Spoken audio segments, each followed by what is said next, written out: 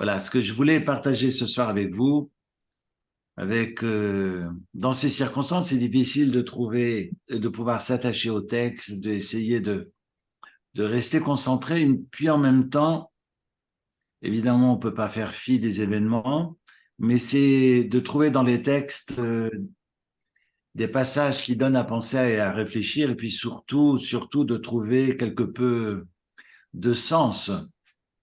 C'est ainsi que j'étudie, puis que j'aimerais et je partage depuis de longues semaines avec vous ce regard multiple.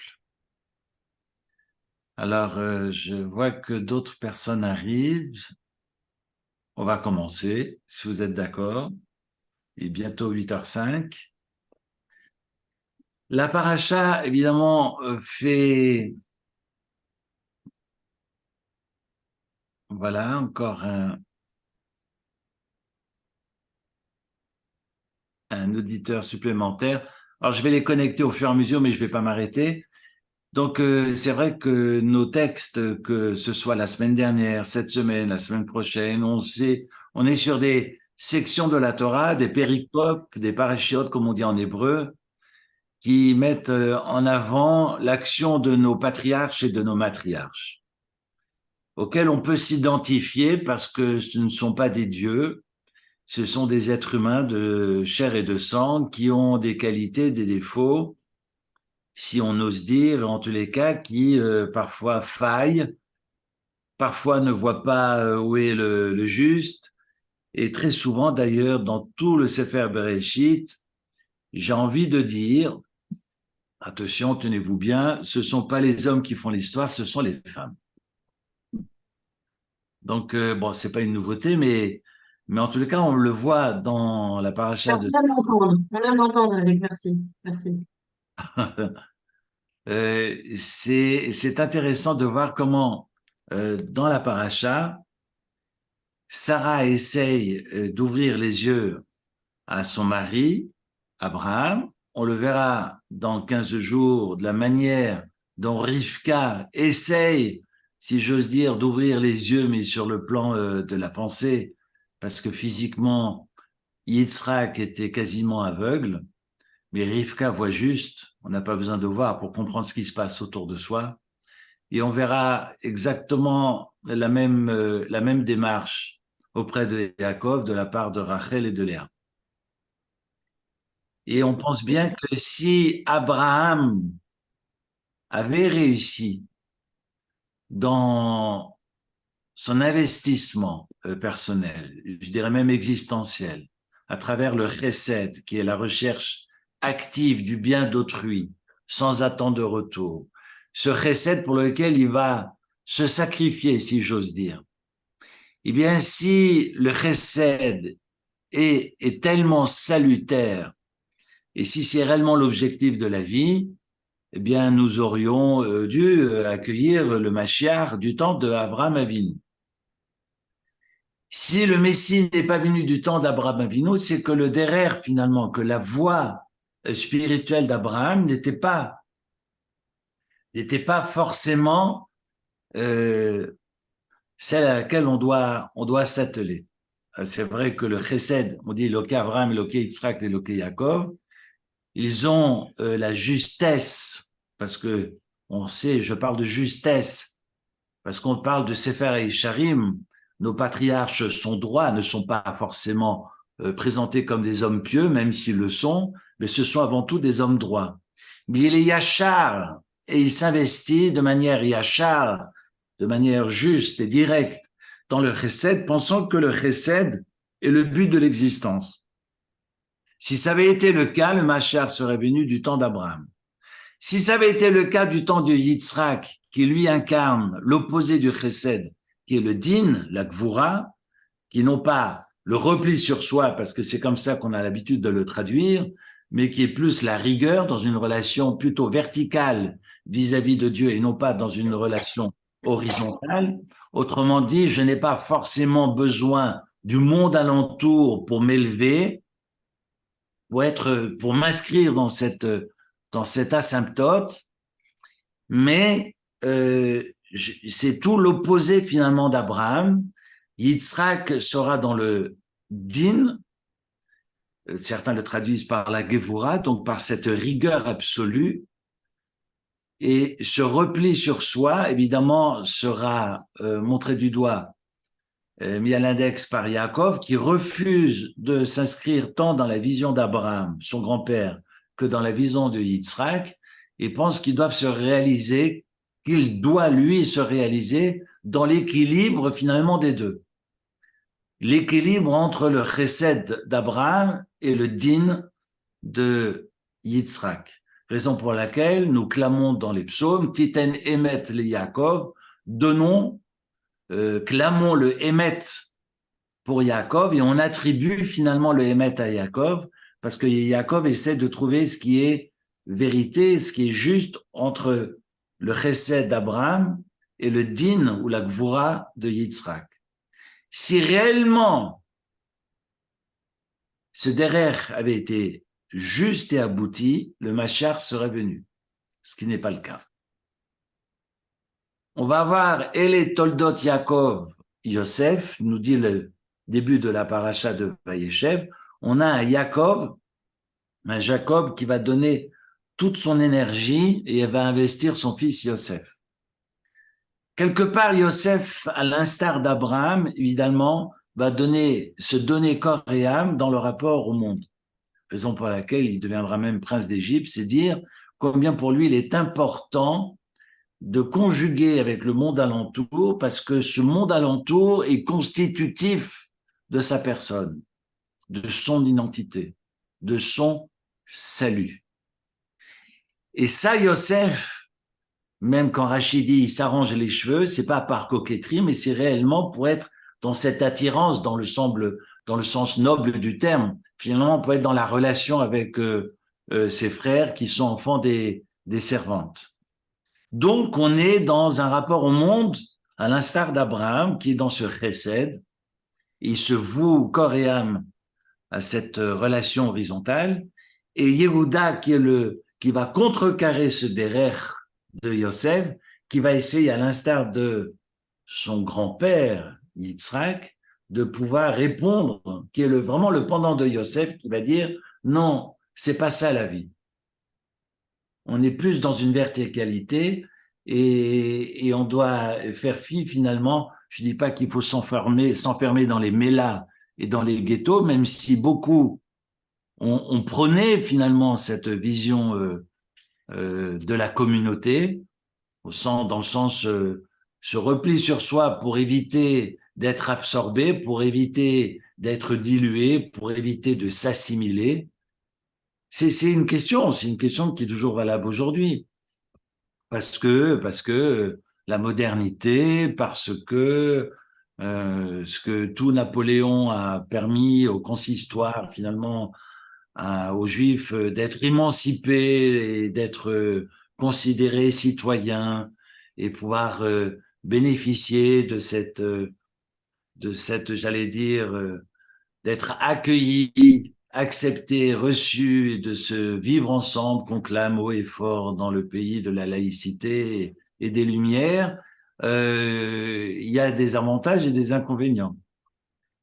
Et raison pour laquelle on a dans l'histoire juive eu toujours ce débat, dans un débat dans lequel d'ailleurs on ne s'entretuait pas, parce que la Gemara souligne fortement que les élèves de Hillel et les élèves de Shammai, qui sont dans les mêmes optiques opposées, eh bien se mariaient entre eux. Et que ceux qui étaient issus de la maison de Hillel et ceux et celles qui étaient issus de la maison de Shammai se mariaient entre eux. Ça veut dire que finalement, on peut ne pas être d'accord. C'est toute la question aujourd'hui du dialogue, et pas seulement un dialogue au sein de notre communauté, mais le dialogue interreligieux, parce que pour moi, c'est fondamental d'aller dialoguer avec celles et ceux avec qui on n'est pas d'accord. Parce que le dialogue, c'est pas avec ceux avec qui on est d'accord, parce que c'est pas du dialogue, c'est finalement de se rassembler seulement si on se ressemble. On appelle ça du communautarisme. Mais c'est pas ça le dialogue. bon, faisons fi de cette virgule politique, mais, mais simplement d'expliquer qu'on va avoir à travers l'histoire, que ce soit Yosef et Yehuda, on aura Rabbi Eliezer, Rabbi Yoshua, on aura Hillel et Shammai avant Rabbi Eliezer, Rabbi Yoshua, on a Rabbi Shimon Bar Yochai, on aura continuellement ce débat, quel est mon rapport au monde? Dans cette présence au monde, finalement, le monde est constitutif ou pas? Je me nourris du monde, ok, mais est-ce que c'est partie intégrante? Est-ce que j'ai besoin nécessairement de passer par l'autre pour me réaliser ou pas? Alors, je schématise, je ne veux pas trop simplifier parce que si c'était si binaire, ce serait tellement plus facile. Il faut évidemment beaucoup nuancer, mais c'est d'expliquer finalement ces difficultés de trouver son salut dans l'enseignement de la Torah. On a un Abraham qui va se donner totalement, totalement au point qu'il viendra discuter pour Sodome et Gomorrhe. Donc il est prêt à se sacrifier, à prendre toute son énergie pour se disputer, si j'ose dire, avec l'Éternel, alors que quand Dieu lui demande sacrifie ton fils, il ne part pas. Il ne discute pas. Il dit oui, oui, bien sûr, j'obéis. Il ne remet même pas en question la demande de Dieu. C'est dire qu'on est dans un rapport au sacrifice qui est, vous allez me dire, incohérent, je ne sais pas, mais en tous les cas, on a tout Abraham qui fut dans ce don, dans cette générosité, et être bon, si effectivement être bon a des limites, si faire la paix, pardon, j'ai promis de ne pas faire de politique ce soir, mais si faire la paix, faire le shalom, signifie être shalem, parce que pour être dans le shalom, il faut être shalem, parce que shalom vient du mot shalem. Shalem, ça veut dire entier. Si pour être en paix avec mon voisin, je coupe mon bras, parce que comme ça, au moins, je suis dans le shalom. Alors, je serai en paix avec mon voisin, mais il me manquera un bras. Donc, ça veut dire quoi faire le shalom? Est-ce qu'on fait le shalom au péril de sa vie? Est-ce qu'on fait le shalom à tout prix? Est-ce qu'on fait le shalom dans un shalom bête et méchant, tout et n'importe quoi? Il faut, évidemment, je suis le premier à prôner le shalom. La question n'est pas là. Évidemment qu'il faut être shalem et qu'il faut être entier avec l'autre, mais d'abord être entier avec soi. Donc, comment j'essaie de conjuguer, parce qu'on n'a pas d'autre issue que de conjuguer et de chercher le shalom, et il n'y aura pas d'autre issue que là, mais pas à n'importe quel prix. C'est ça la shlemut. Et si Abraham prône le chesed, pas à n'importe quel prix. Je suis prêt à donner aux autres, mais le sacrifice, évidemment, a ses limites. Sinon, être bon s'écrit plus avec un B, mais avec un C, comme disait un de mes professeurs. Donc, comment j'arrive à jauger mon rapport à l'autre sans finalement m'autodétruire, sans disparaître, tout en restant intègre, entier, et être dans l'accueil et dans le partage. Voilà, j'ai fini pour ce soir. Non, je rigole. Voilà, c'est vraiment la question, raison pour laquelle on ne peut pas comprendre la réaction d'Abraham quand Abraham vient prier, évidemment, parce que quand je prie pour les autres, Dieu m'entend. On a la preuve avec Job. Quand Job, qui est le jour de Kippour, on sait que le Satan est invité à la table et que le Satan propose au bon Dieu, comme nous l'enseigne le premier chapitre de Job, que vous connaissez évidemment par cœur, je laisse-moi au moins le tester. Et le bon Dieu lui dit, tu le testes, mais à une condition, tu ne touches pas à lui. Donc le Satan, il va tout joyeusement, j'allais dire, faire disparaître femmes et enfants. Job, vous connaissez l'histoire, on dit indigent comme Job parce qu'il perd tout, il perd les siens, il perd tout matériellement, mais même physiquement, parce que ses êtres chers disparaissent. Et c'est intéressant parce qu'à la fin du texte, que vous connaissez évidemment par cœur, la fin de Job, c'est marqué quand Job commence à prier Béad en faveur de celles et ceux qui l'entourent, Dieu entend sa prière, parce que tant qu'il priait et qu'il pleurait pour lui-même, Dieu ne l'écoutait pas. À partir du moment où il commence à prier pour les autres, Dieu lui ratifie et lui dit, maintenant, je te rembourse. Parce qu'on est sur des questions de Malvé et Lové d'ailleurs. Mais bon. Mais c'est intéressant, je pense à un texte talmudique à cet égard, mais voilà que Job commence à comprendre que l'égocentrisme, voilà, est arrivé à ses limites et qu'il doit commencer à penser aux autres. C'est intéressant, c'est qu'à partir de ce moment-là que Dieu va lui rendre, va lui restituer d'une autre manière d'ailleurs, ce qu'il a perdu. C'est intéressant parce que nous verrons Abraham qui prie pour Sodome et Gomorrhe, et on peut penser que cette prière totalement désintéressée d'Abraham apporterait le salut aux habitants de Sodome et Gomorrhe. Il y a 5 villes, hein. Il y a 5 villes qui sont mentionnées dans le texte. Vous connaissez le texte par cœur, on est au chapitre 19, et chapitre 19 de la paracha de cette semaine, de la Genèse. Et on sait que Sodome et Gomorrhe, évidemment, les Mefarshim, pour ceux qui ont lu un peu les exégèses autour de Sodome et Gomorrhe, on sait qu'ils ont sous les pieds des diamants, de l'or et de l'argent. Bref, en tous les cas, on parle de diamants et de pierres précieuses et d'or. Et que sous le sable, il y a de l'or. Raison pour laquelle ils refusent tout étranger. Les étrangers, généralement, sont volés. On leur pique même les vêtements. Et puis, on leur propose de dormir sur un lit. D'ailleurs, le Talmud, dans le traité talmudique de Sanhédrin, page 109, 109a, sauf erreur de ma part, il raconte que toutes les personnes qui venaient sur ce lit, s'il avait les pieds qui dépassaient, on les lui coupait, et s'il était trop petit, on essaie de lui tirer les pieds. Enfin bref, finalement, il finissait à la boucherie. Mais raison pour laquelle on nous raconte dans le Talmud que même Eliezer, qui est le bédo, qui est le bras droit d'Abraham, viendra un jour à Sodome, je ne sais pas pourquoi il va à Sodome, mais il nous raconte la Gemara qu'on lui propose ce lit, il lui dit non, c'est bon, je ne dors plus depuis la mort de ma mère, et donc je dois absolument rester éveillé, et il va assister à un mariage, nous raconte le Talmud. Et alors, bon, parce qu'il sait qu'il finira au cimetière s'il va dormir sur ce lit. Donc, il se dit, je vais rester éveillé, puis je vais assister à un mariage. Et à ce mariage, on sait que ceux qui invitent sont condamnés à mort.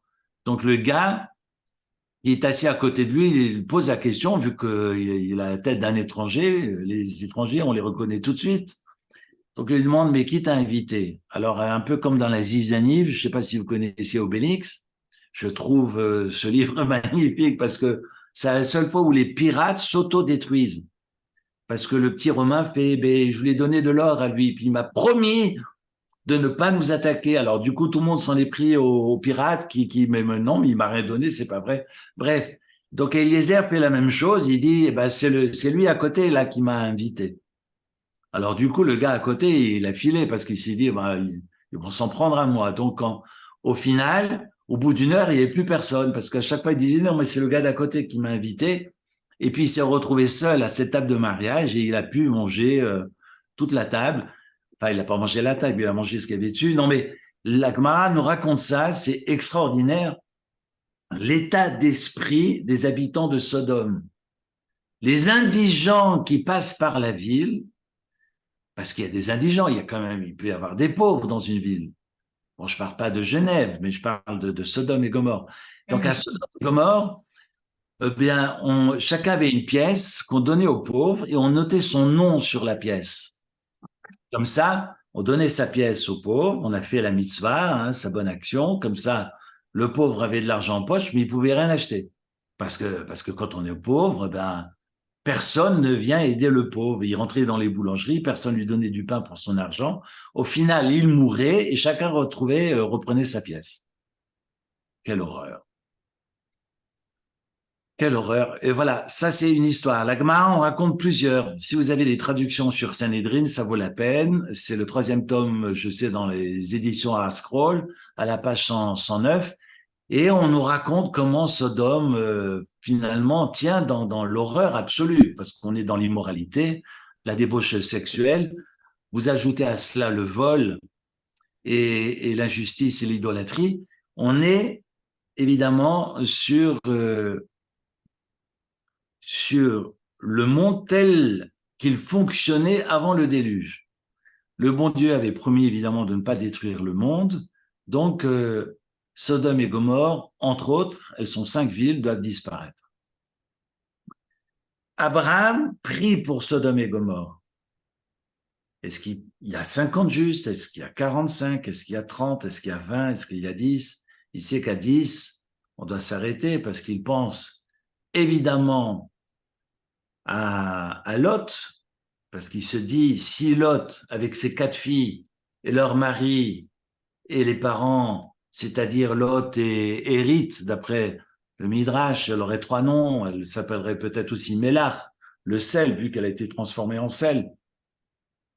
Mais voilà, on avance surtout le prénom d'Hérite, pas Eric, hein, Eric c'est moi. Mais voilà que il se dit Abraham, 4 filles avec leur époux et les parents, on a les 10 justes, et donc Sodome et Gomorrhe ne doit pas disparaître.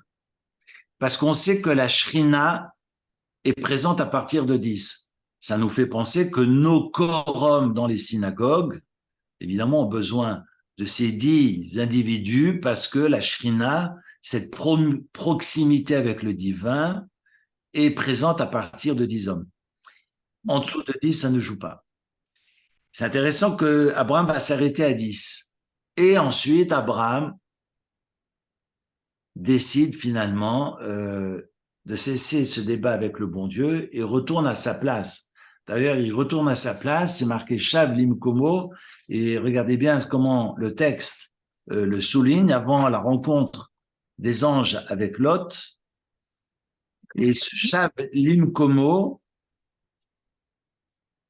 retourne à sa place, vous fera comprendre que dans cette lecture, au verset 33 du chapitre 18, 18-33, quand le bon Dieu s'en alla, après qu'il eut achevé donc de parler avec Abraham, Abraham est retourné à sa place, qui était la place, j'allais dire, telle qu'il concevait le monde avant de débattre avec l'Éternel. Eh bien, il n'a pas changé intérieurement. Et il est dans ce même rapport au monde, dans cette même vision au monde. C'est dire qu'il y a peut-être à réfléchir dans cette attitude, en tous les cas, le regard qu'Abraham porte sur le monde, eh bien, suscite des questionnements que je partage avec vous ce soir. Ce qui est, je parlais de Job tout à l'heure, mais ce qui est intéressant de relever, c'est que quand Lot va prier parce que Lot fuit, sa femme s'est transformée en statue de sel. Mais il demande aux anges, soyez gentils, laissez-moi partir à Mitsar, mais ne détruisez pas Mitsar. Et Mitsar ne sera pas détruite. C'est curieux que tout Lot qu'il fut, prie pour Mitsar et Mitsar n'est pas détruite, alors qu'elle était prévue d'être détruite comme les autres villes. Mieux encore, après le veau d'or, et vous avez ce texte, il faut que je garde mes pages, à la fin du 2e chapitre de l'Exode, quand le bon Dieu entend les pleurs et les cris des enfants d'Israël, c'est marqué au chapitre 2 de l'Exode, verset 23, Vata'al shav'atam el Elokim min avoda. Les pleurs, les plaintes sont montées au ciel. Les enfants d'Israël gémissent du sein de l'esclavage et se lamentent, et leurs plaintes montent vers Dieu. Il se sent appartenir totalement au Ham Israël, au point qu'il ira même assassiner l'Égyptien qui touche à son frère hébreu. Donc le Ham Israël, c'est lui. Et quand le bon Dieu dira après le vaudeur, je détruis ce peuple, Abraham dira, Moïse dira, si tu détruis ce peuple, efface-moi. Missi frecha de ton Sefer Torah. Je ne peux pas rester vivant si tu extermines, si tu effaces le peuple d'Israël. Et c'est ce qui va se passer. Au final, le bon Dieu va pardonner le peuple d'Israël, effacera d'ailleurs le nom de Moshe Rabbeinu juste après dans la section de Tetzavé, c'est intéressant d'ailleurs, parce que tout ce qui sort de la bouche d'un grand comme Moshe Rabbeinu, eh bien, ce n'est jamais gratuit. Quand Moshe Rabbeinu dira « efface-moi de ton livre », Dieu va l'effacer. Raison pour laquelle son nom n'apparaît pas sur toute une section, sur la paracha de Tetzavé. Généralement, c'est la paracha qui est juste avant ou après Purim. C'est d'ailleurs, ça nous permettra peut-être d'y penser le moment venu. Donc, on a un Moshe Rabbeinu qui prie et qui est entendu. On a un Lot qui prie et qui est entendu. Cette idée est reprise par Rav Shaul Levi de Bochko et qui explique, en fait, ce qui est intéressant, c'est que si Abraham n'est pas entendu, c'est qu'il n'est pas directement lié à l'avenir de ses habitants. Est-ce que, comme on dit en hébreu, erpatlo ou pas erpatlo? Est-ce que, en fait, il y a un lien, un intérêt quelconque pour Abraham de sauver ses hommes et ses femmes? Alors vous me direz, oui, il y a son neveu, il y a Lot. Ok. Mais si Lot est pris, c'est parce que si Dieu détruit Mitzah, eh bien, Lot pense que je vais disparaître. C'est pas possible. Donc, il faut absolument que je prie que Mitzah ne soit pas détruite. Raison pour laquelle Moshe Rabbeinu dira aussi, si tu détruis ce peuple, c'est comme si tu me détruis moi. Je ne peux pas accepter. Et Dieu va acquiescer, donc Dieu ne détruira pas. Intéressant. Finalement, on pourrait penser que si on est directement touché, et c'est ce que la halakha va nous enseigner d'ailleurs, quand on est malade, on prie pour les malades, mais les malades eux-mêmes prient pour eux. C'est ce que Rashi va nous enseigner lorsque l'enfant Ishmaël va pleurer et que la mère également pleure. C'est marqué Vaishma Elohim El Anahar, c'est que le bon Dieu a entendu l'enfant. C'est pas marqué que le bon Dieu a entendu Agar pleurer. Le bon Dieu a entendu l'enfant pleurer et Rashi nous dit il a fait que finalement la prière de l'intéressé est plus grande que la prière des autres. Il y a Fat Fila, comme ça c'est marqué. C'est que on nous enseigne de ce Vaishma Elohim Elanar que finalement, si je suis atteint en mon sein, ma tfila aura plus de force.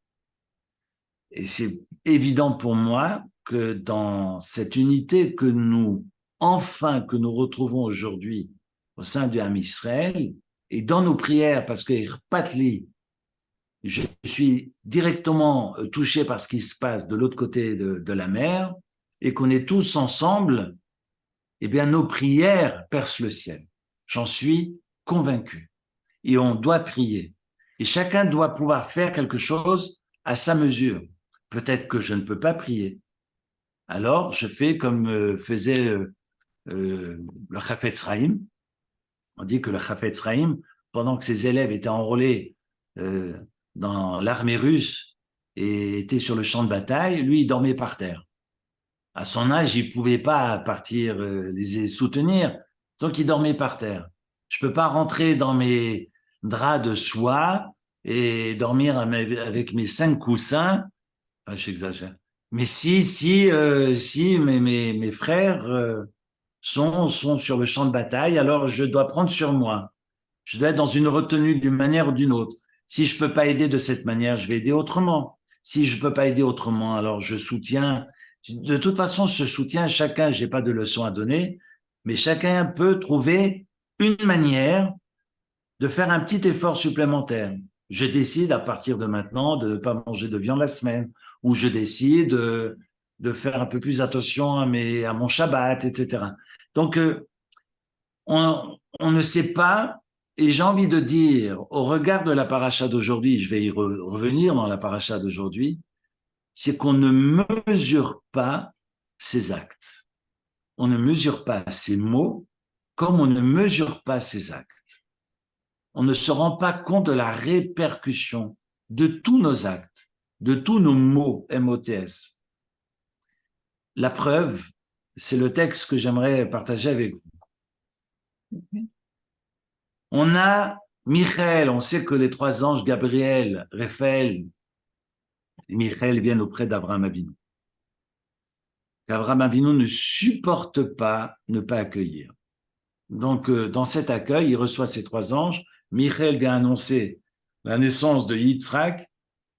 Il tire un trait, il annonce qu'à partir du moment où le soleil arrivera sur ce trait, eh bien, un enfant viendra,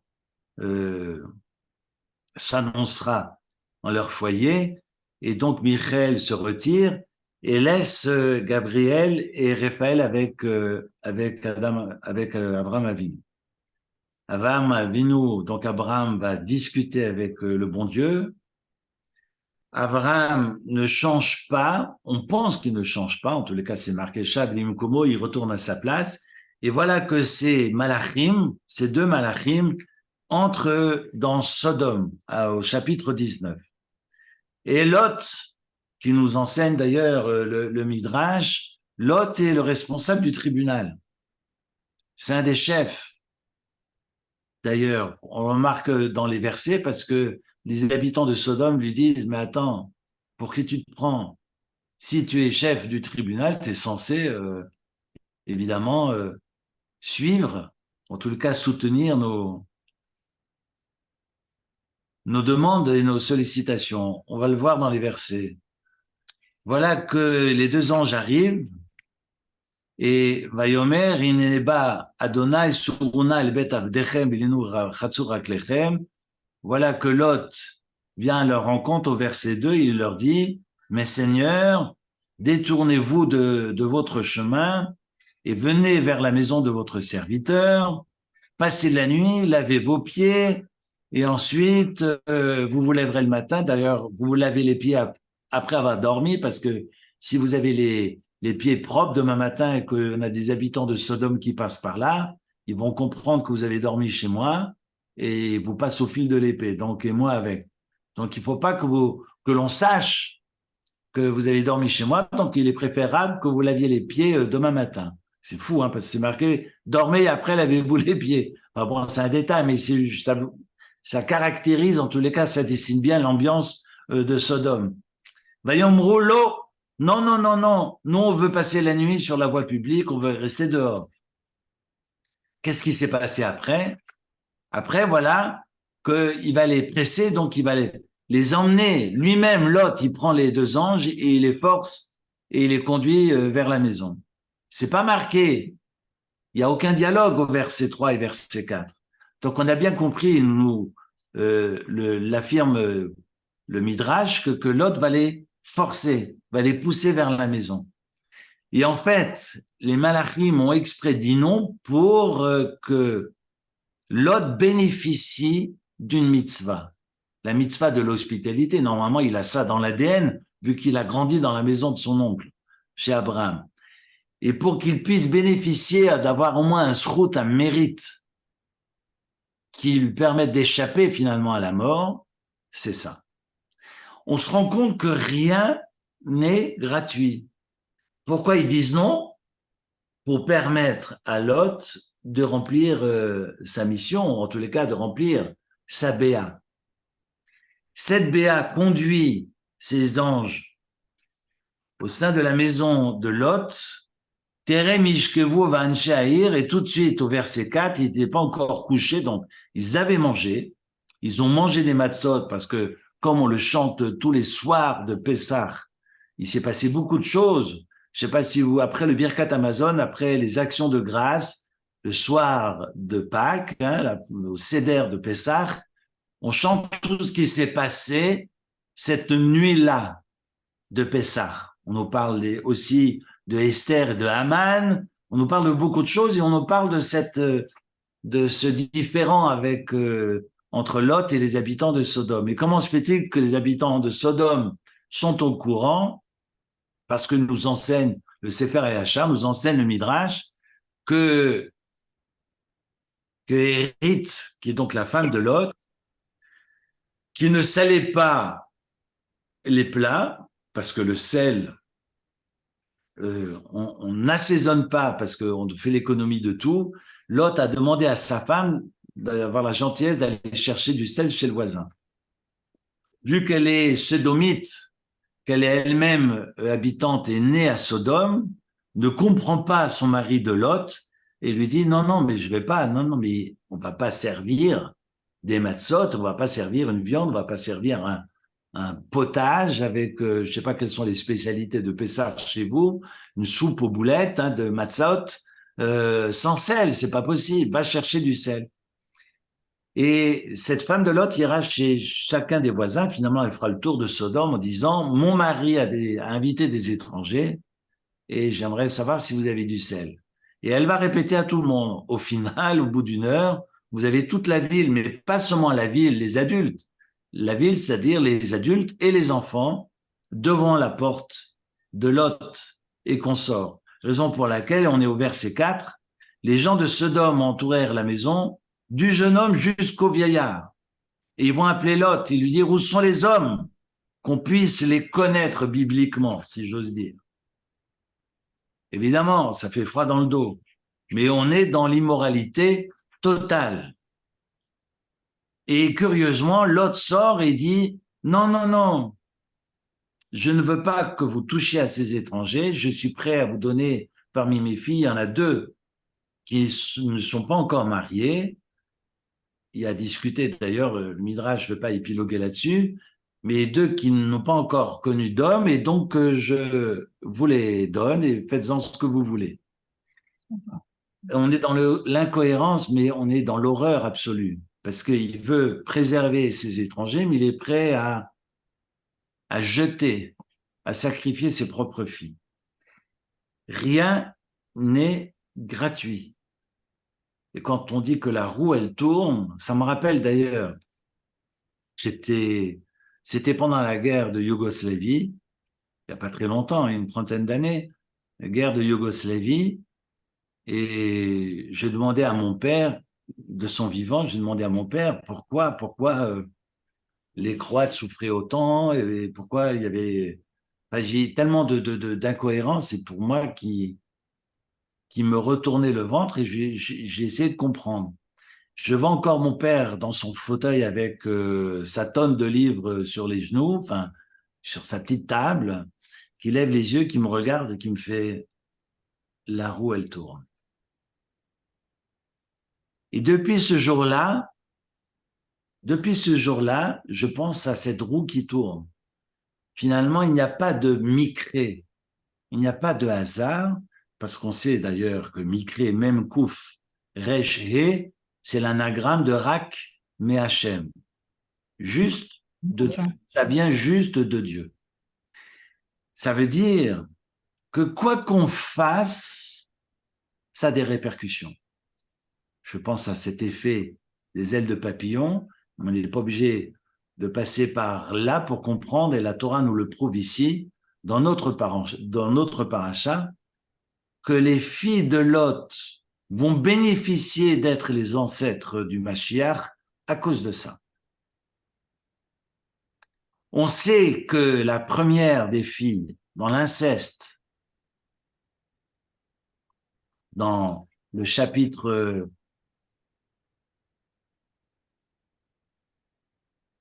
19, à la fin du chapitre 19, on est au verset 30, 31, 32, 33, 34, 35, on a cet échange entre les filles qui ne se sont pas d'ailleurs cachées avec leur père à Mitzar, parce que quand bien même Lot a demandé d'être sauvé et de préserver la ville de Mitzar pour qu'il puisse sauver sa peau, finalement on se dit, si Mitzar, les habitants sont du même acabit, je préfère aller me planquer dans la montagne. Donc il s'enferme dans une grotte, le Midrash nous raconte que le bon Dieu a envoyé un ange déposer une bouteille de vin. Et donc, on a les filles qui proposent, les filles entre elles qui se proposent de saouler leur père, voyant que Gafrid va melach, Gafrid va esh, est-ce que c'est du soufre et du feu ou du soufre et du sel? Il y a ce rapport au sel que je n'ai pas totalement éludé, je suis en train de travailler dessus depuis 3 jours, mais on a donc le monde qui est détruit, on voit c'est leur réalité à ce moment-là. On voit ce feu qui tombe du ciel et elles se disent, le monde est détruit, nous n'aurons pas de descendance. Donc on n'a pas d'autre issue que de procréer avec notre propre père. Raison pour laquelle la première donnera à boire au père et passera la nuit avec lui, et elle accouchera de cette relation Moab, qui veut dire Méav, de mon père. Donc, elle n'avait pas honte de dire que cet enfant vient de son père. Donc, le père avait un petit-fils qui était en fait son propre fils. Et puis, la deuxième fille, qui, de cette relation, parce que la nuit suivante, elle procédera de la même manière, donnera à boire au père, passera la nuit avec lui, il y aura Ammon. Curieux, que le père savait finalement après le premier soir ce qui s'était passé, mais il a accepté de boire encore une fois. Donc il y a à boire et à manger, si j'ose dire, mais en tout cas il y a surtout à boire, et raison pour laquelle le Mashiach n'est pas issu de Ammon, mais il est plutôt issu de Moab, qui est l'aîné finalement des deux filles. Bref, je referme la parenthèse. On voit que la roue elle tourne, que ces filles, dans cette violence inouïe proposée par Lot, seront gratifiées et seront les mères de Ruth. Et vous savez que Ruth, qui s'est convertie au judaïsme, venait du peuple de Moab et sera l'ancêtre du roi David. Donc sera l'ancêtre du Mashiach ben David. C'est intéressant parce que vous allez me dire, oui, mais alors, mais c'est comment se fait-il qu'un inceste, parce que c'est un inceste, comment on peut imaginer? Mais la Torah a toujours précisé que ce qui doit nous guider, c'est pas l'aristocratie. On sait bien que Moshe Rabbeinu, tout Moshe qu'il fut, était l'enfant de parents dont la mère était la tante de son père. Yochevet est la mère d'Amram. Avant le Dibour, avant la révélation, évidemment, c'est peut-être une relation autorisée, mais en tous les cas, elle ne l'est pas après. Mais on voit que finalement, Moshe est issu d'une relation qui est interdite par la Torah.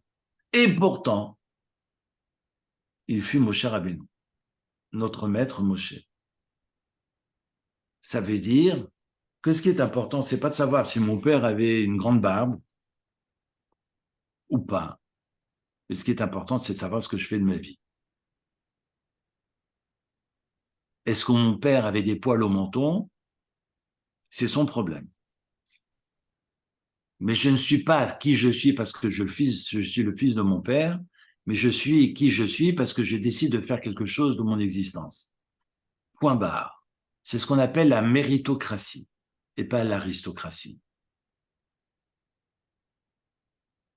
Et ça, on l'apprend déjà ici, on n'attend pas Moshe Rabbeinu, parce qu'on le voit à travers les filles de Lot.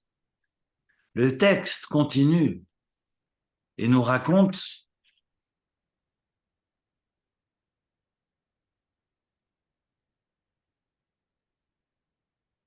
au verset 12, Vayomru Anashim el Lot, parce que chapitre 19, verset 12, les anges veulent savoir et demandent qui est encore là, un gendre et tes fils et tes filles, tout ce qui est à toi dans la ville, eh bien tu dois Hotse Minamakom, le faire sortir des lieux, vous devez fuir. Pourquoi? Ki mashritim anachnu, nous dit le texte, verset 13 du chapitre 19. Car mashritim anachnu, nous allons détruire. Qu'est-ce qui détruit? Et c'est intéressant parce que le verset termine qui gadla tzakatam et pene Hashem vaisha lechenu Hashem leshachata. Et leur langue, évidemment, c'est fourchu.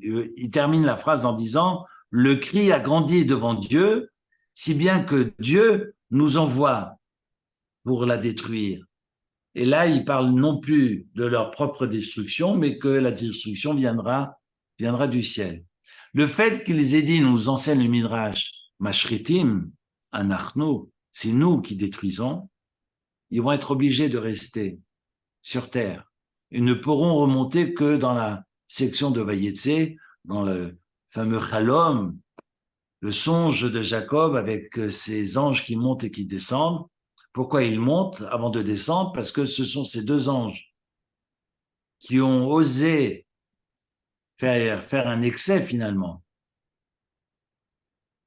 d'orgueil en pensant que cette hashrata, cette destruction provenait d'eux.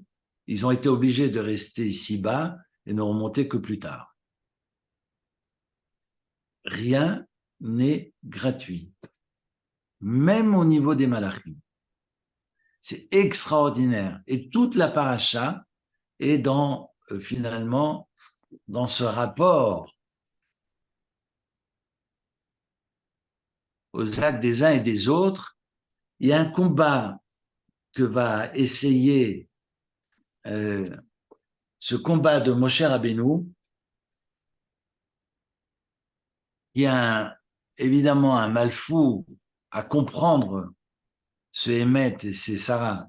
Imenu, c'est Sarah qui va lui ouvrir les yeux et qui lui demandera, et ça fait partie des 10 travaux d'Hercule, pardon, des 10 épreuves d'Abraham Avinu, comme nous l'enseignent d'ailleurs les Pirkei Avot, qui nous enseignent aussi dans ce chapitre 5 des Pirkei Avot que Anshe Sedom, c'est ceux qui sont capables de dire ce qui est à toi est à toi et ce qui est à moi est à moi. On sait que le chassid, que le plus grand des juifs, c'est celui qui dit ce qui est à moi est à toi et ce qui est à toi est à toi. Mais quand on est capable de dire chacun, comme on dit aujourd'hui, chacun ça, ce qui est à toi reste chez toi, ce qui est à moi reste chez moi, et que rien ne se confonde, finalement, on est dans le prototype même. C'est ce que la Mishnah nous enseigne dans les Maximes des Pères. Anshe Sedom. Les habitants de Sédom étaient dans cette lecture finalement de la vie. Effroyable. Il n'y a plus de lien possible. Quand il n'y a plus de lien possible et que les relations humaines ne sont plus, eh ben, l'humanité n'a plus de sens. Donc, quelque part, l'humanité n'a de sens que s'il y a du lien. S'il n'y a plus de lien possible, le monde n'a plus de sens. Abraham Avinu est dans ce lien. Le problème, c'est comment j'arrive dans cette présence au monde, comment j'arrive à jauger, à trouver la bonne posture, au point où Dieu dira, tu vas sacrifier ton fils. Et tu vas comprendre dans ce sacrifice, dans ce don de soi, à un moment donné, eh bien, ça va trop loin.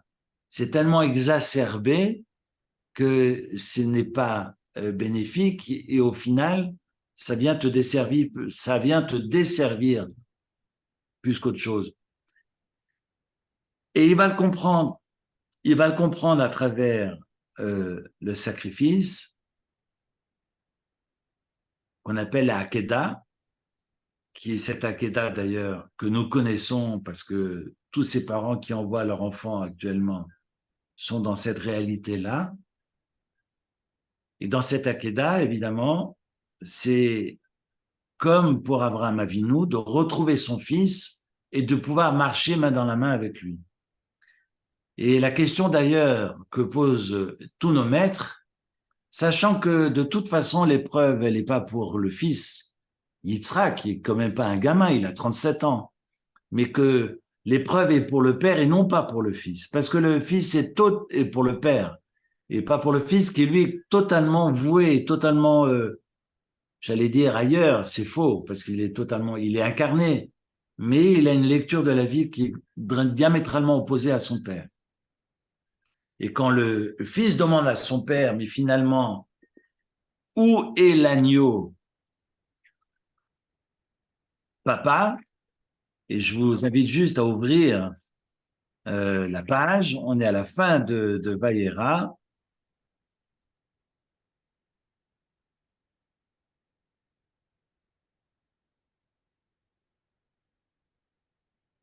Chapitre 22, versets 7 et 8. Vayomer Yitzhak el Avraham, et Yitzhak demande à son père, on est au chapitre 22, verset 7. Et il dit, Vayomer Avi, papa.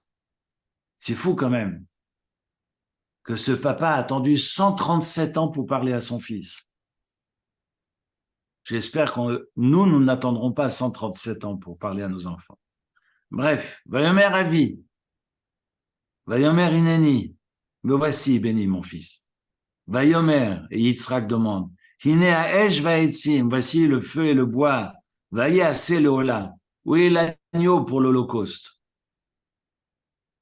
Vayomer Abraham, et Dieu dit, Elohim, l'Éternel, Yirelo hase le hola béni, montrera l'agneau pour l'Holocauste, mon fils.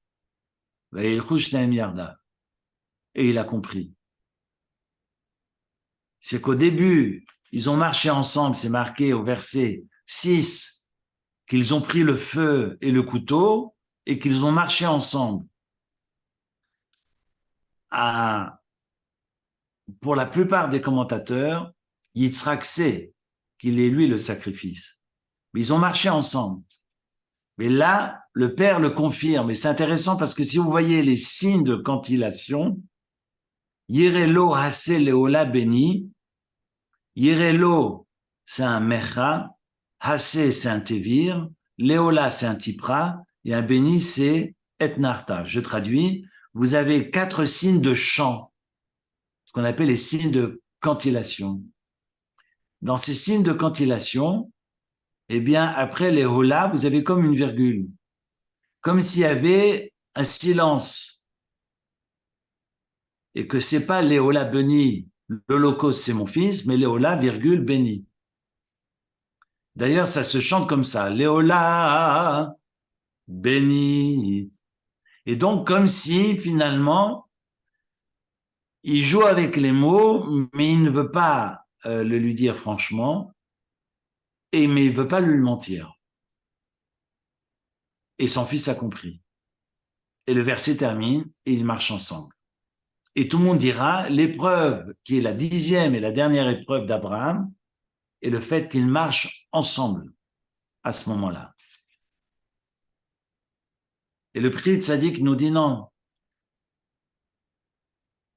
Le fait qu'ils marchent ensemble en redescendant la montagne. Parce que la capacité de comprendre que finalement nous n'avons pas les mêmes chemins, que nous n'avons pas la même vision du monde. Pour autant, on fait route ensemble. C'est encore plus grand. Et regardez, Yirelo ase leola beni va'elchu shneim yardav, ils marchent ensemble. Yitzhak a compris que le sacrifice c'est lui. Il le place, il le ligote, parce que Akeda veut dire ligoter, ne peut pas dire sacrifier. On dit Akedat Yitzhak. C'est un texte d'ailleurs que nous lisons pour certains 4 fois par jour. En tous les cas, 1 fois par jour le matin. Voilà qu'Abraham lance sa main, il prend le couteau qui s'appelle Ma'achelet, qui veut dire donner à manger, parce qu'il donne pas seulement à manger pour lui par ce geste, mais il donne à manger pour toutes les générations futures.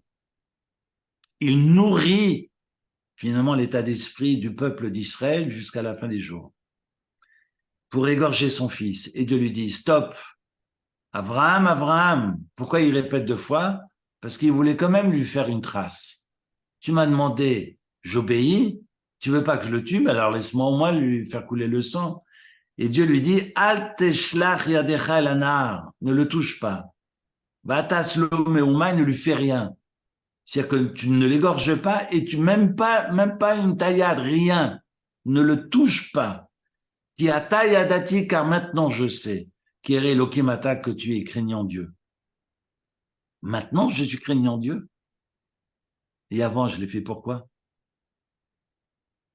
Certains diront oui, parce que Dieu a fait des promesses. Peut-être que tu étais dans cette crainte de Dieu parce qu'il y avait des gratifications, il y avait peut-être un cadeau, des cadeaux, en tous les cas des promesses en retour.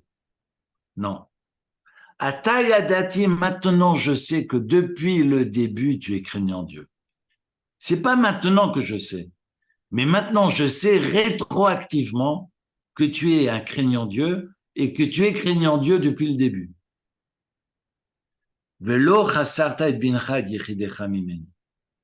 Et que tu n'as pas refusé ton fils, ton unique, plus que moi. Il ne s'agira plus de sacrifier à travers le sang. Et c'est ce moment qui est si fort, parce que le verset suivant, le verset 13, nous enseigne qu'Abraham lève les yeux, voit un animal qui a été créé juste avant le Shabbat, fait partie de ses créations, nous enseignent les maximes des pères, et voilà qu'il y a un bélier accroché dans les fourrés par les cornes. Ce bélier, vous me direz, c'est pas l'agneau désigné dans la bouche d'Abraham en montant sur le mont Moria. On a voulu tuer l'agneau. Maintenant, le Père dit, j'ai compris que c'est le bélier qu'on doit sacrifier symboliquement. Et je sais que parmi vous, il y a des psys. Vous comprenez qu'Abraham est en train d'enseigner qu'on est en mesure, et regardez ce que nous dit le verset, qui est très très fort pour moi, au moment où ils redescendent, Vayashov Abraham el Naharav, au verset 19, Vayakumu, Vayelchu Yardav el Beersheba. Au verset 19, il retourne vers Eliezer et Ishmaël qui sont restés en bas de la montagne, et puis ils allèrent ensemble. Et certains diront, non, la grandeur d'Abraham Avinu, c'est de marcher avec son fils main dans la main, même s'ils n'ont pas la même vision du monde. On sait que Yitzhak, de par les larmes des anges, est devenu aveugle au moment de la ligature. C'est pour ça que le Rashi nous enseigne qu'il ne voyait plus rien. Mais c'est intéressant, ce Vaïrush Shneim Yardav nous enseigne aussi que rien n'est gratuit, mais qu'il faut être en mesure, finalement, de conjuguer avec l'autre, même si l'on n'est pas d'accord, et que là, il y a peut-être un début de sens à travers la fin de la paracha d'aujourd'hui. Être ensemble ne signifie pas de penser la même chose. Être ensemble ne signifie pas de s'embrasser, de se marier tous ensemble, parce que là, évidemment, c'est le chaos. Mais être ensemble, c'est d'accepter de ne pas détenir la vérité et faire preuve d'humilité. Déjà au sein de notre communauté au sens large du terme. Je ne parle pas de l'humanité qui est dans un sale état aujourd'hui, mais déjà être en mesure de comprendre que le vivre ensemble, c'est pas seulement de composer avec l'autre qui me ressemble, mais également avec l'autre qui ne me ressemble pas. Et peut-être là, on sera dans une quête d'équilibre, à l'instar de Yaakov, Titen Emet Yaakov, qui recherche comment j'arriverai à faire, à jauger et à trouver la bonne mesure au milieu entre mon père et mon grand-père, entre le Chesed et la Gvura, pour permettre au Mashiach d'arriver. Voilà pour ce soir. Merci beaucoup. Merci. Merci beaucoup, Eric. Merci beaucoup, Eric. Merci beaucoup. Bonne semaine. Shabbat Tov. Toda, Shavua Tov. Merci. Merci beaucoup. Bonne soirée tout le monde. Au revoir. Shavua Tov à tout le monde. Que dans la joie. Merci beaucoup. Merci, Shabbat. Merci.